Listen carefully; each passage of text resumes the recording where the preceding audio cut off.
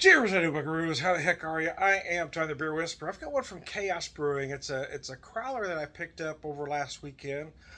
Decided to pop and have a little bit with you. I did have a little bit at the brewery, but I'm going to try this here with you. It's a 1515, described as a double or imperial IPA. Their website has it listed at 8.3 at 106 IBUs, although the can has it listed at 7.8. So I'm not really sure which would be more accurate. Having worked at a brewery, I know it could be any of those numbers or none of them. So, anyways, I digress. Yeah. Um,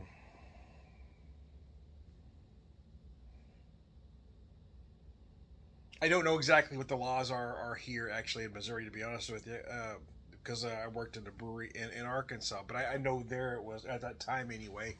It was that you had a point .5 a leeway, so 7.883 gives us exactly that point .5. It has a little bit of a pigment, almost looks like a throwback double IPA. It reminds you of a lot of doubles back in the '90s into the early 2000s. Actually, a lot of them look like this. This is before you had Imperial Reds, right? It's before you had the double red, because you didn't need a double red because IPAs look like this. But now IPAs look all sorts of weird colors.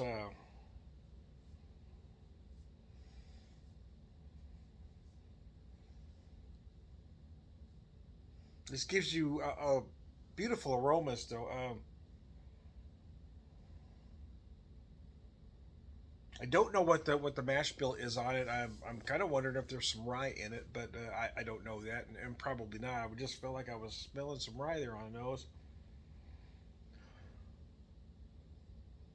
I think it's just bringing back some memory, memory of what IPAs used to smell like. Yeah, it just feel like a throwback in a good way, though.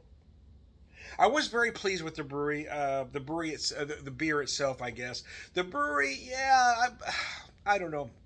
Wasn't anything wrong. The customer service wasn't bad. There was nothing wrong with the place. It did just seem a little clinical, for lack of a better word. And craft breweries can kind of go a lot of directions, right? I remember, especially right about I don't know, the 2010 neck of the woods, 2010 to say 2013. It seemed like every brewery that popped up along those lines was just extremely pretentious as hell, and a lot of them have made their bones that way by being cold and pretentious. It's got but I love the trend with some younger breweries to take craft beer back to what it was when it started, which was you had a friendly beer tender that understood the beer, that knew exactly what they're selling, and was willing to talk to their customers rather than just throw a beer at them and don't speak to them again until it's time to pay up. And I guess I'm that old school kind of guy, right? I want a bartender or a beer tender, yeah, to know what they're selling me, and to be willing to answer questions.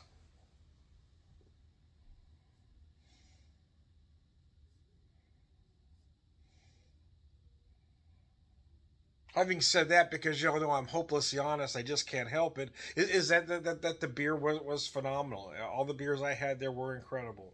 I just wish the place was just a little more open. But again, that's just me. There are folks that like that style, that more pretentious style. That's why those breweries exist.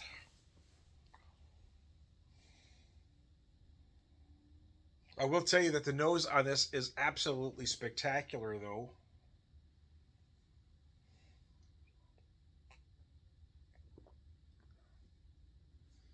Oh yeah, that's wow! Holy Moses, that's wonderful.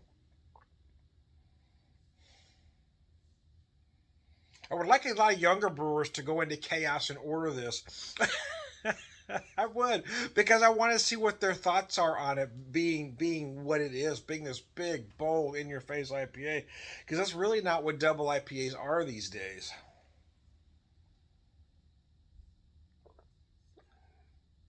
I tell you what, this is reminding me of. In all honesty, Grand Teton used to have a beer called Pursuit of Hoppiness. It was a big double red IPA.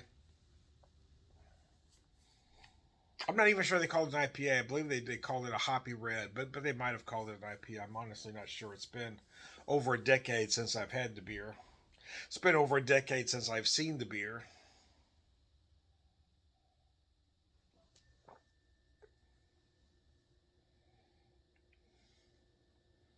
But yeah, that's gorgeous. Big and malty, just a hint of sweetness that comes to comes to its conclusion. Yeah, extremely hoppy finish. What hop notes? Well, I'm getting some grapefruit here.